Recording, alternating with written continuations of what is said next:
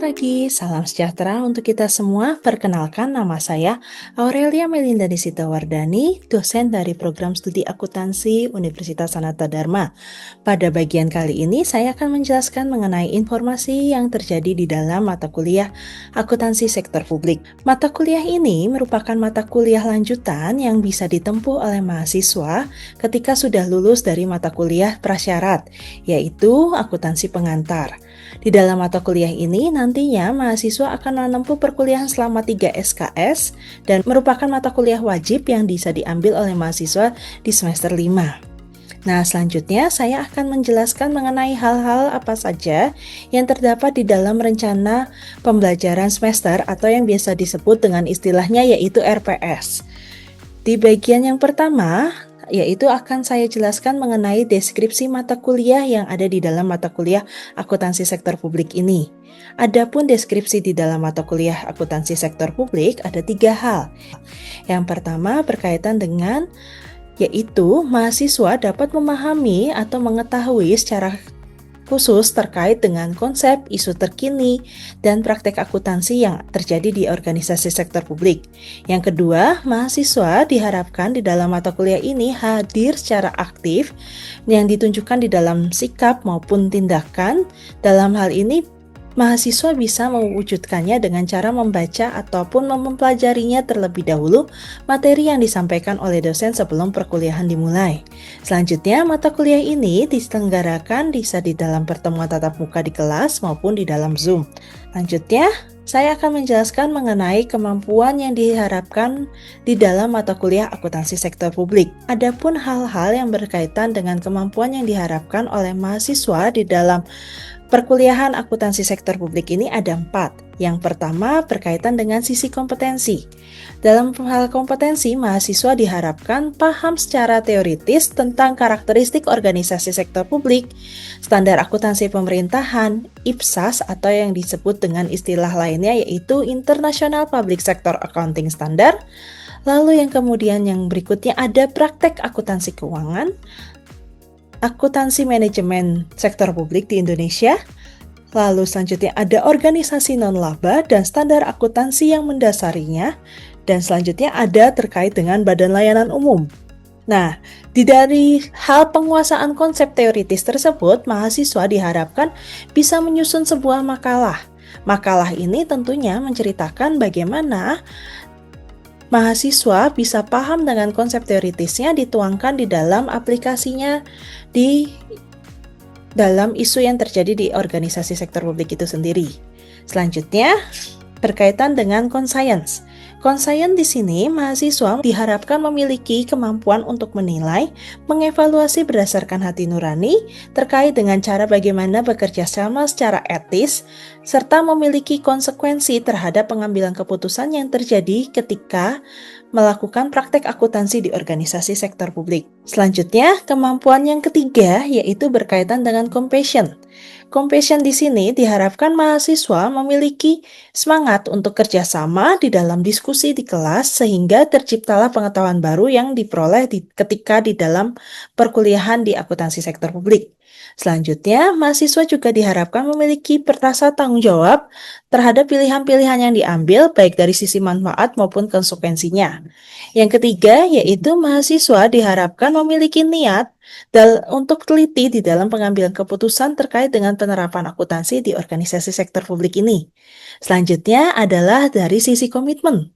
Dari sisi komitmen, mahasiswa diharapkan memiliki komitmen tentang sikap dan tanggung jawab di dalam pengambilan keputusan tentang penerapan akuntansi di organisasi sektor publik. Ya, selanjutnya saya akan menjelaskan dengan topik perkuliahan apa saja yang terjadi di dalam mata kuliah akuntansi sektor publik.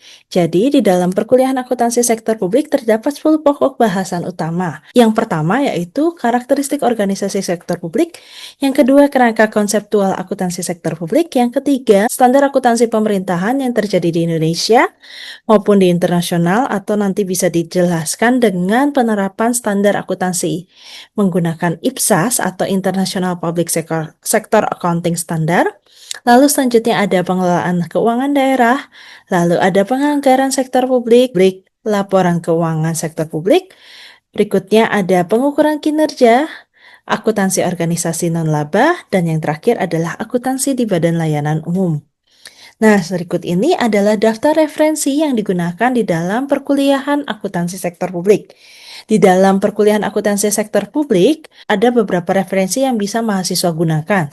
Yang pertama yaitu mengenai dengan adanya buku akuntansi sektor publik dari Mahsun dan kawan-kawan. Berikut ini gambar bukunya, seperti ini. Nah, selanjutnya tidak hanya dari referensi buku, dosen juga bisa memaparkan perkuliahan menggunakan referensi yang bisa diambil dari IPSAS atau International Public Sector Accounting Standard. Lalu ada standar akuntansi pemerintahan, ada standar akuntansi keuangan, kemudian ada beberapa artikel pendukung, kemudian ada website-website yang bisa mendukung dalam perkuliahan akuntansi sektor publik. Selanjutnya juga ada hasil dari penelitian-penelitian dosen, yang dimana hasil penelitian ini juga bisa menjadi referensi dari perkuliahan akuntansi sektor publik. Selanjutnya, untuk mode perkuliahan di dalam mata kuliah akuntansi sektor publik, ini terdiri dari dua hal, di mana mata kuliah ini bisa bukan secara luring, di mana dosen akan bertemu dengan mahasiswa secara langsung dan tatap muka di kelas.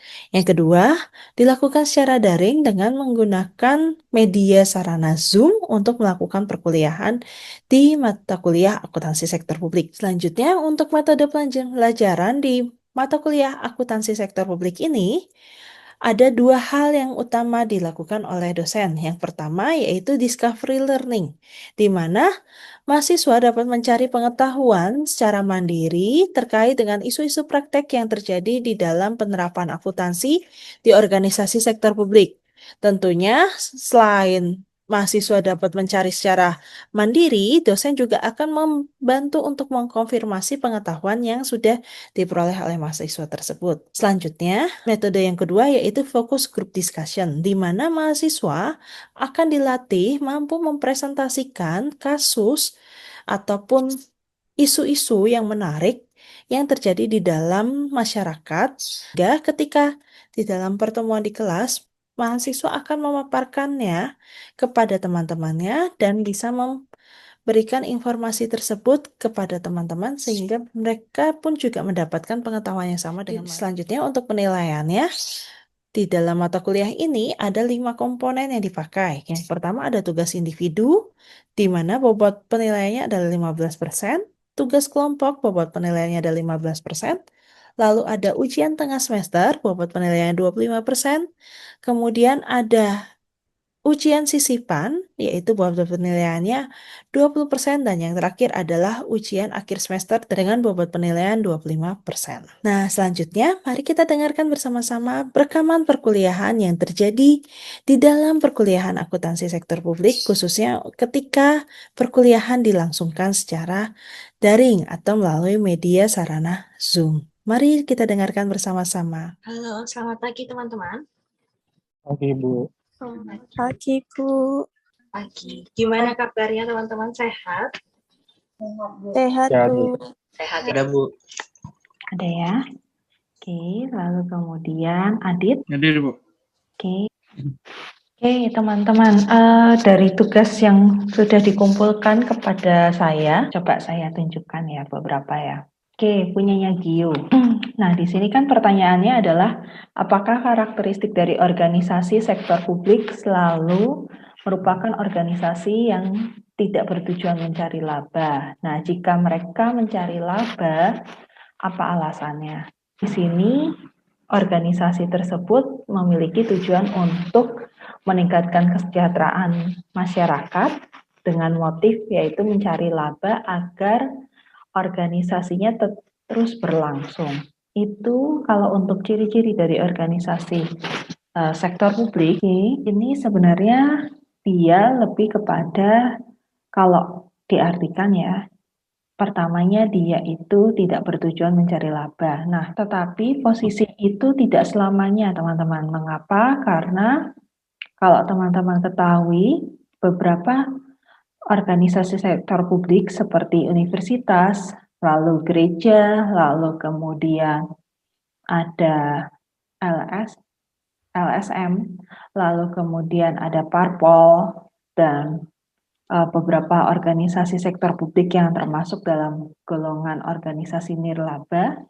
Biasanya dia akan bertujuan mencari laba, tetapi lebih kepada yaitu untuk keberlangsungan organisasinya. Nah, materi hari ini mengulas karakteristik dari organisasinya sampai dengan pengertian dari sektor publik sendiri. Nah, sampai di sini ada pertanyaan terlebih dahulu teman-teman sebelum saya masuk ke materi. Saya mau tanya, Bu. Ya, Ren, gimana Ren? Jadi kan intinya organisasi sektor publik itu bisa memperoleh laba dengan alasan labanya itu untuk kegiatan operasional buat kembali lagi melakukan pelayanan gitu. Kalau misalkan Bu, bisa contoh aja ini pemilik sekolah nih gitu. Terus dia dapat keuntungan dari sekolahnya gitu loh Bu. Jadi kayak benar-benar keuntungan yang masuk. Jadi udah ya buat operasional juga udah, buat segala macam kebutuhan sekolahnya udah, dan dia masih memperoleh keuntungan, itu tuh hitungannya sah atau berarti itu penyimpangan ya Bu? Oke, nah kalau untuk yang SPP pembangunan itu kan berarti untuk membantu membayar biaya gaji, lalu kemudian biaya untuk kebersihan. Jadi kalau dilihat di sini ada 4 karakteristik organisasinya gitu ya. Ini saya ambil dari buku Masun dan kawan-kawan. Nah, di mana tipe organisasi ini ada 4, dia benar-benar untuk cari laba, murni untuk cari laba. betul, Tommy. Ya, mencari laba. Jadi di sini jelas yang namanya pure profit organization adalah benar-benar dia murni mencari laba. Kan pure itu diartikan murni. Nah, murni pencarian laba ini berarti nantinya setiap orang yang mau membeli pastinya akan dipungut biaya atau menikmati barang tertentu pastinya dipungut biaya seperti itu. Sedangkan quasi profit organization ini dia akan saya jelaskan detailnya setelah ini gitu ya. Nah, profit di sini maksudnya dia mencari laba, tetapi sebagian kuasinya itu tujuannya bukan hanya untuk mementingkan kepentingan dirinya, melainkan untuk kebutuhan masyarakat juga. Nah, sedangkan kalau kuasi non-profit, ini dia posisinya tidak bertujuan mencari laba, tetapi tetap mencari laba guna untuk kebutuhan organisasi atau keberlangsungan organisasi tersebut. Jadi tugas kalian tadi masuk ke dalam istilah quasi non-profit. Sedangkan yang terakhir yaitu pure non-profit organization. Ini yang diartikan pure ini berarti murni dia tidak menuntut laba ataupun imbalan kepada si penikmat dari jasa ataupun barang tersebut. Selanjutnya, saya jelaskan untuk rinciannya. Jadi, tadi betul yang diungkapkan oleh Domi bahwa pure profit organization berarti ketika organisasi ini dia akan menjual barang atau jasa dan kita yang membelinya, dia akan memperoleh laba. Dan tentunya laba ini pasti akan dinikmati oleh si pemilik. Seperti contoh apa? Yaitu kalau misalnya kalian beli makan di Koki Joni gitu ya. Nah, makanan ini hanya bisa kalian nikmati ketika kalian membayar sejumlah uang. Dan uang yang diterima itu akan dinikmati oleh pemiliknya. Profit organization. Jadi, di sini terjadi menjual dan beli jasa guna untuk mencapai laba maupun capaian sasaran.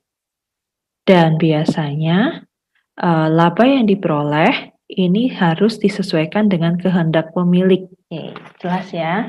Kira-kira barang apa lagi yang seperti quasi profit organization?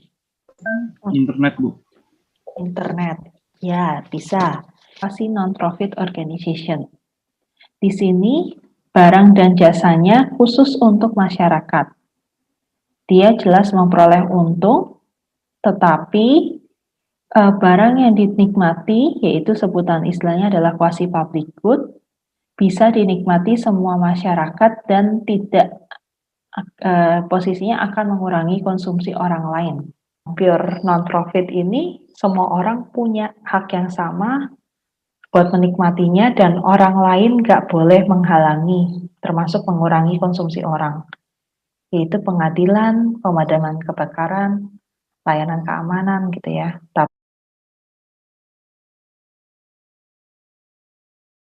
Untuk materi yang hari ini.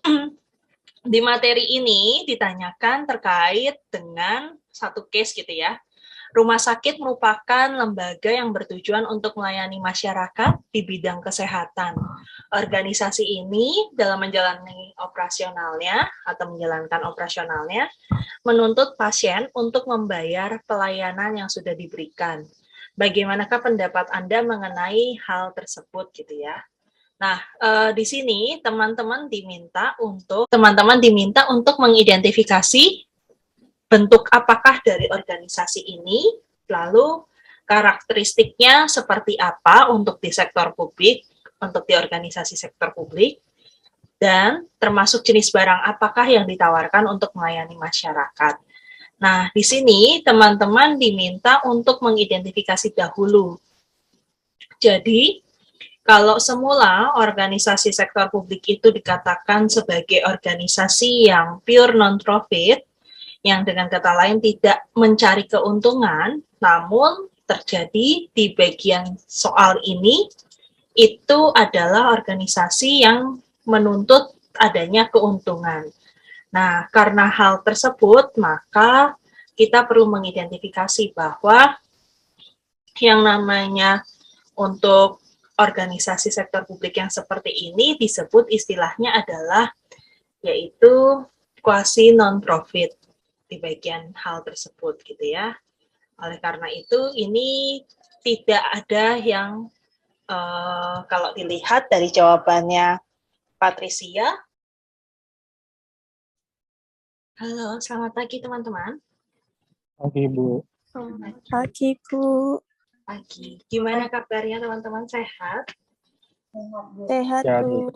Sehat ya. Semoga tetap bersemangat ya karena pertemuan terakhir menjelang UTS gitu ya. Agar teman-teman juga bisa belajar dengan baik juga.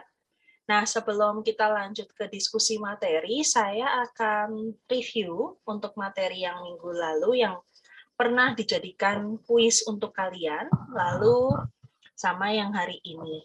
Nah, untuk yang materi lalu, itu saya akan coba kira-kira siapa yang mau jadi bahan untuk di cross check nih, atau yang siapa yang mau coba untuk jadi punya siapa yang mau saya periksa maksud saya. Ada yang mau? Atau saya langsung acak nih? Acak aja, Bu. Acak aja, oke ya. Punyanya Patricia ya. Oke. Jangan, Bu. Nggak apa-apa. Oke, semangat banget nih langsung bilang Kayaknya jangan, Bu. malam nggak fokus itu. Kenapa, Patricia? Ngerjainnya malam nggak fokus. Nah, itu nggak apa-apa, biar. Oke. Di materi ini ditanyakan terkait dengan satu case gitu ya. Rumah sakit merupakan lembaga yang bertujuan untuk melayani masyarakat di bidang kesehatan. Organisasi ini dalam menjalani operasionalnya atau menjalankan operasionalnya menuntut pasien untuk membayar pelayanan yang sudah diberikan. Bagaimanakah pendapat Anda mengenai hal tersebut gitu ya? Nah, di sini teman-teman diminta untuk, sebentar saya matikan WA-nya deh daripada berisik. Teman-teman diminta untuk mengidentifikasi bentuk apakah dari organisasi ini, lalu karakteristiknya seperti apa untuk di sektor publik, untuk di organisasi sektor publik, dan termasuk jenis barang apakah yang ditawarkan untuk melayani masyarakat. Nah, di sini teman-teman diminta untuk mengidentifikasi dahulu. Jadi, kalau semula organisasi sektor publik itu dikatakan sebagai organisasi yang pure non-profit, yang dengan kata lain tidak mencari keuntungan, namun terjadi di bagian soal ini, itu adalah organisasi yang menuntut adanya keuntungan. Nah, karena hal tersebut, maka kita perlu mengidentifikasi bahwa yang namanya untuk organisasi sektor publik yang seperti ini disebut istilahnya adalah yaitu quasi non-profit. Dengan kata lain, ketika organisasi sektor publik mencari keuntungan, tadi sifatnya organisasi ini adalah yaitu quasi non-profit, maka dengan kata lain, di sini dia mencari keuntungan untuk tujuan keberlangsungan organisasinya. Jadi boleh saja kok rumah sakit itu menarik keuntungan karena tujuannya adalah untuk keberlangsungan organisasi tersebut. Gitu. Lalu kita lanjut. Nah, karakteristik dari barangnya yang ditawarkan itu apa? Jadi kalau dilihat di dalam materi yang ini, kalau nanti misalnya belum ada di belajar, saya akan info ke teman-teman. Jadi kalau dilihat penawaran barang gitu ya kepada beberapa contoh organisasi di sektor publik, kalau pure profit organization, maka penawaran barangnya adalah pure private good. Atau dengan kata lain, kalian hanya bisa menikmati barang ini jika kalian membeli barang tersebut. Contohnya ada matahari, terus kalau ini ada restoran, makanan, hiburan, kedupan, dan segala macam. Lalu bagaimana dengan quasi profit good? Berarti barang yang ditawarkan sifatnya adalah quasi private good di sini. Jadi quasi profit organization menawarkan barang yaitu quasi private goods. Dia artinya apa? Melayani masyarakat, tetapi di sini bisa saja yang memberi pelayanan itu menghalangi orang lain untuk menggunakan. Jadi kalau di sini dicontohkan ada listrik dan tol. Ketika teman-teman tidak bayar listrik, itu biasanya akan tidak mau kalian tidak bisa menikmati yang namanya listrik tersebut. Jadi ngecas HP, terus lampu dan segala macam itu nggak ada gitu ya. Lalu tol juga sama. Di tol ini juga kemungkinan besar kalau kalian ingin menikmati jalan bebas hambatan, ya berarti harus membayar dengan jumlah rupiah tertentu agar bisa menggunakan tol ini. Itu untuk contoh dari quasi private goods. Nah, bagaimana dengan quasi public goods ya yang dimiliki oleh organisasi yang tipenya adalah quasi non-profit organization? Dia sebenarnya akan mengurangi konsumsi orang lain, tetapi tidak bisa menghalangi orang lain untuk menggunakan. Contohnya apa? Contohnya adalah seperti rumah sakit tadi. Rumah sakit ini sebenarnya orang lain bisa kok menggunakan tanpa membayar, gitu ya. Hanya ketika kalian mampu membayar, biasanya akan diberikan pelayanan yang lebih baik, gitu ya. Kalau dia tidak mampu membayar, berarti di sini akan diberikan obat, misalnya contohnya yang sifatnya generik, yang kalau dibilang sebenarnya kadang ada yang berasumsi obat ini murah, gitu ya. Tetapi kandungan obatnya sebenarnya sama juga dengan yang mahal, gitu. Itu sama hal ini. Jadi rumah sakit bisa masuk ke dalam quasi public goods dengan contoh organisasinya atau tipenya adalah quasi non-profit organization. Tetap mencari untung, tetapi untuk keberlangsungan organisasinya. Nah, kalau misalnya ini pure non-profit organization, berarti di sini barang yang ditawarkan sifatnya pure public goods. Dengan kata lain, semua orang berhak kok memperoleh hak tersebut, gitu ya. Nah, tapi kan seperti yang saya pernah ceritakan ke teman-teman waktu itu, mau memanggil pemadam kebakaran itu juga susahnya juga terjadi gitu ya. Jadi kalau misalnya di kota Jogja ini, ya, tapi balik lagi, di sini sebenarnya layanan-layanan yang diberikan untuk pure public goods itu untuk semua masyarakat. Jadi soal nomor 1 tadi jawabannya adalah quasi non-profit organization karena dia tetap mencari keuntungan untuk keberlangsungan organisasinya dan barang yang ditawarkan itu sifatnya adalah quasi public goods. Begitu teman-teman. Ada yang mau bertanya lagi? Oke, kalau belum, berarti minggu depan sudah mulai masuk ke bagian presentasi kasus, betul tidak? Iya, Bu. Iya, Bu. Benar, Bu. Ya. Nah, untuk membantu teman-teman berpikir terkait dengan ini, materi tentang kerangka konseptual gitu ya, saya akan memberikan semacam bantuan clue-nya, tetapi ini jadi tugas di kalian yang akan dikerjakan secara kelompok. Teman-teman nanti diminta untuk mencari, yaitu karakteristik kualitatif